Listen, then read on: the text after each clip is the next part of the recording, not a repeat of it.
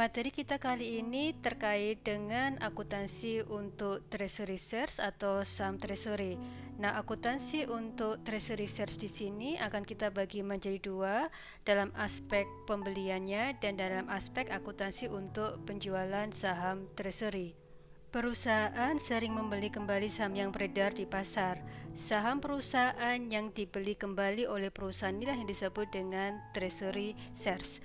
Perusahaan beli saham yang beredar di pasar dengan tujuan menerbitkan kembali saham yang ditujukan untuk karyawan perusahaan sebagai salah satu bentuk bonus untuk karyawan dan juga sebagai bagian dari share compensation plans. Kemudian yang berikutnya adalah untuk meningkatkan harga pasar saham. Selanjutnya, perusahaan beli kembali saham di pasar untuk menyediakan saham sejumlah tertentu agar dapat dibeli oleh shareholders atau perusahaan yang sudah ditarget oleh perusahaan. Kemudian tujuan lain adalah untuk meningkatkan earning per shares. Ketika kita lihat di sini, maka kita sudah tahu bahwa rumus earning per shares adalah pasti earning dibagi dengan jumlah saham yang beredar di pasar. Ketika perusahaan beli kembali saham di pasar, maka jumlah lembar saham di pasar itu nanti akan berkurang. Kemudian kita asumsikan bahwa laba yang dihasilkan perusahaan konsisten di sini, maka ini akan menyebabkan earning per shares menjadi tinggi. Karena laba di sini dibandingkan dengan jumlah saham yang beredar yang lebih kecil daripada sebelumnya. Nah, inilah beberapa tujuan terkait dengan upaya perusahaan untuk membeli kembali saham yang beredar di pasar. Seperti yang bisa kita lihat di slide ini, akuntansi yang berhubungan dengan pembelian treasury shares itu menggunakan dua metode, cost method atau par value method. Perusahaan tinggal memilih salah satu dan digunakan secara konsisten.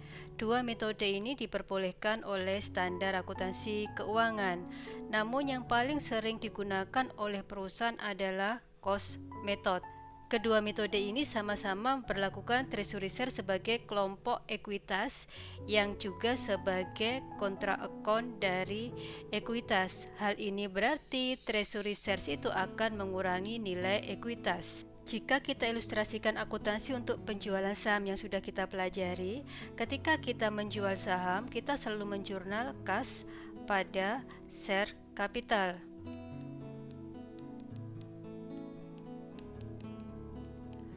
Share capital ini akan menambah ekuitas yang berarti sumber dana kita naik di ekuitas karena ada investasi kas dalam bentuk share capital. Kemudian, jika perusahaan membeli kembali saham yang beredar, maka otomatis nilai ekuitas akan berkurang sehingga treasury shares ini akan mengurangi nilai ekuitas di samping kas kita berkurang karena digunakan untuk membeli kembali saham yang beredar. Jadi yang saya maksudkan di sini adalah ketika kita menjual saham yang sudah kita pelajari sebelumnya, kita akan melibatkan kredit share capital yang berarti saham yang beredar di pasar itu naik. Dan dengan adanya share capital kredit, maka nilai ekuitas itu juga akan naik. Karena ada penambahan dana dalam bentuk share capital. Kemudian ketika kita menarik kembali saham yang beredar di pasar, maka jumlah saham share capital yang sudah kita terbitkan tadi atau kita sudah jual tadi di pasar kita tarik, sehingga di pasar jumlah lembar sahamnya akan berkurang. Nah, di sana makanya disebut bahwa treasury shares itu akan mengurangi nilai ekuitas. Sehingga di sini nanti saya ilustrasikan sekarang bahwa treasury shares itu akan menjadi posisinya debit.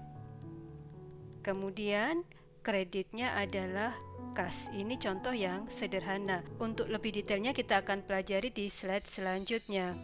Sekarang kita sudah masuk ke contoh soal. Nah, di contoh yang akan kita bahas kali ini dan selanjutnya, kita akan menggunakan satu metode saja, yaitu cost method, karena metode ini sering digunakan oleh perusahaan. Seperti yang bisa kita lihat di slide ini, perusahaan Pacific Company menerbitkan 100.000 lembar saham dengan nilai pari $1 per lembar saham untuk ordinary. Nah, di sini nilai harga jualnya adalah $10 per lembar saham. Kemudian data lain menunjukkan posisi perusahaan memiliki retained earning senilai 300.000. Untuk lebih ringkasnya, kita bisa melihat gambaran dari laporan posisi keuangan secara parsial yang biasanya disajikan informasi terkait dengan share capital ordinary, nilai parinya, kemudian jumlah lembar saham. Kemudian di sini kita lihat angkanya 100.000, kemudian ada informasi share premium ordinary dan posisi retained earning. Ketika kita melihat informasi seperti ini, maka kita tahu bahwa terdapat 100.000 lembar saham yang beredar di pasar. Slide ini menunjukkan contoh soal terkait dengan pembelian treasury shares. Nah, di sini diceritakan seperti informasi sebelumnya bahwa perusahaan memiliki 100.000 lembar saham ordinary shares yang beredar di pasar dengan nilai jual $10 per lembar saham, kemudian nilai parinya adalah $1 per lembar saham. Selanjutnya, informasi berikutnya, dia memiliki return earning dengan saldo 300.000. Kemudian pada tanggal 20 Januari 2019, perusahaan ini membeli kembali 10.000 lembar saham dengan harga jual $11 per lembar saham. Sehingga di sini perusahaan akan mengeluarkan kas senilai 110.000, yaitu dari 10.000 lembar saham yang ditarik oleh perusahaan dikalikan dengan harga jual. Kemudian di sini kita juga bisa melihat treasury shares juga posisi nilai 110.000 dan dia posisinya kita taruh ditulis di sebelahnya debit, sehingga jurnal kita adalah treasury shares pada kas. Ketika kita membeli kembali saham yang beredar, kita hanya berfokus pada harga jual saham yang beredar di pasar saat itu. Kita tidak memikirkan dulu berapa kita jual saham yang sebesar $10.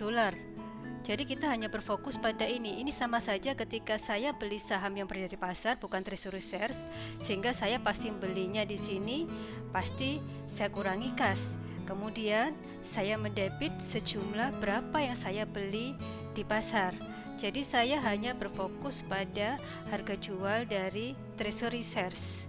Atau dengan kata lain, saya hanya berfokus pada berapa nilai yang saya harus beli dari treasury shares atau saham yang beredar di pasar karena saya tarik kembali.